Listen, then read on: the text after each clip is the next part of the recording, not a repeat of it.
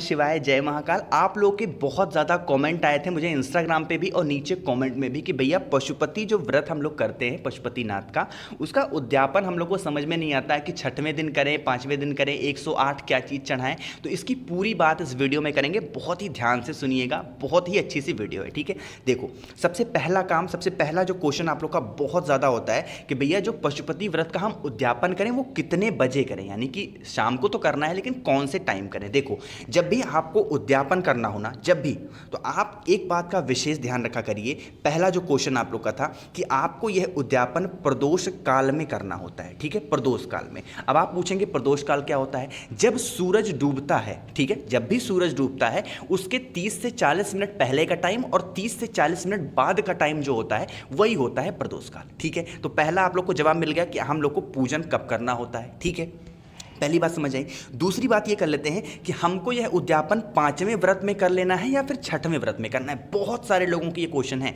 देखो जब भी आप उद्यापन करेंगे ना तो छठवें व्रत का कोई मतलब ही नहीं है, क्योंकि जो पशुपतिनाथ जी का व्रत होता है वो सिर्फ और सिर्फ 5 मंडे यानी कि 5 सोमवार का ही व्रत होता है। ठीक है, तो आपको यह उद्यापन जब आपका 5वां सोमवार को जब आप व्रत रहें उसी दिन शाम के टाइम में प्रदोष काल में इस उद्यापन को करना है। तो आप लोग के ये डाउट जरूर दूर हुए होंगे कि हमको 5वें में करना है या फिर छठवें में। ध्यान रखिएगा, छठवें में नहीं किया जाता है, किसमें? 5वें में किया जाता है। ठीक है, इतनी बात समझ में आई। अब जो तीसरा बहुत ज़्यादा लोग पूछ रहे हैं कि भैया कितने रुपए चढ़ाना है। देखो रुपए की जो हम बात करें ना तो रुपए की कोई सीमा नहीं है। रुपए क्यों है? देखो सबसे पहले उद्यापन बता देता हूँ कैसे करना होता है। जब आप पूजन, जैसे मान लीजिए कि आप शिवलिंग पे गए, वहाँ पर आपने जैसे रोज पूजन रचना करते हैं वैसे किया, लेकिन जब उद्यापन की बात आती है तो आपको क्या करना होता है? एक आपको श्रीफल चाहिए। ठीक है, श्रीफल कौन सा? जिसमें पानी हो। ठीक है, श्रीफल ले लीजिए और कुछ पैसे साथ में ले लीजिए, जिसको हम लोग दक्षिणा भी बोलते हैं। अब कितने पैसे लेने हैं? आपकी जितनी क्षमता है, आपके घर की जितनी हिम्मत है। अगर आपके घर की हिम्मत कम है, आपके घर की क्षमता कम है तो आप 11 रुपये ले लें। आपके घर की क्षमता बहुत ज़्यादा है तो 21 ले लें, और ज़्यादा है तो आप 51 ले लें, बहुत ज़्यादा है 101 ले लें। अगर आप बहुत ज़्यादा अमीर हैं तो 1001 भी ले सकते हैं, आपकी जितनी क्षमता। तो श्रीफल के साथ आपको क्या करना है? शिवलिंग पर एक श्रीफल लीजिएगा और कुछ रुपए 11, 21 जितनी आपकी क्षमता हो ले लीजिएगा, वहाँ पर चढ़ाइएगा। ठीक है, इतना कर लिया। उसके बाद आपको 108 कुछ भी लेने हैं। कुछ भी का मतलब चाहे तो आप 108 चावल के दाने ले लें, 108 मूंग के दाने ले लें, 108 बेलपत्र ले लें। ठीक है, 108 फूल ले सकते हैं, इतना कर लेना है। ठीक है, लेकिन बहुत लोग यहाँ पर एक गलती करते हैं, जैसे ही 108 लिया पूरा का पूरा एक साथ चढ़ा दिया। ऐसा नहीं, पूरा का पूरा एक साथ नहीं चढ़ाना है।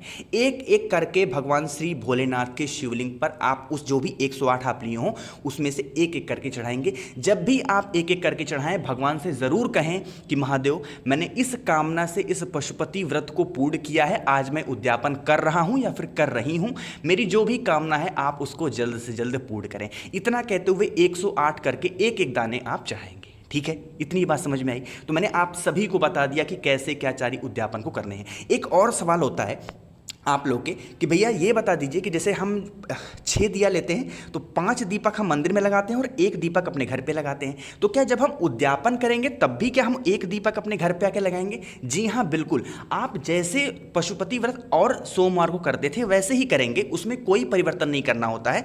बस एक परिवर्तन यही होता है कि उद्यापन के टाइम पे एक श्रीफल की हमको ज़रूरत पड़ती है, जिसको हम लोग नारियल बोलते हैं, पानी वाला, है ना।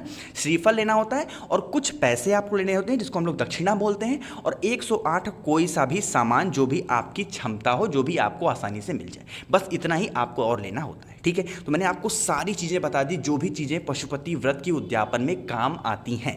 अब 108 दाने वाला जो उपाय था बहुत बार मैंने आपको बता दिया है कि 108 जो दाने आपको चढ़ाने होते हैं, कुछ भी 108 आप ले सकते हो, है ना। कोई ज़रूरी नहीं कि आपको 108 चावल के लेने हैं, आप 108 गेहूँ ले लो, आप 108 फूल ले लो, बेलपत्र ले लो, कुछ भी आपको मिल जाए, 108 ही लेकिन लेने हैं। ठीक है, कोशिश की है मैंने आपको अच्छा बताने की, समझाने की।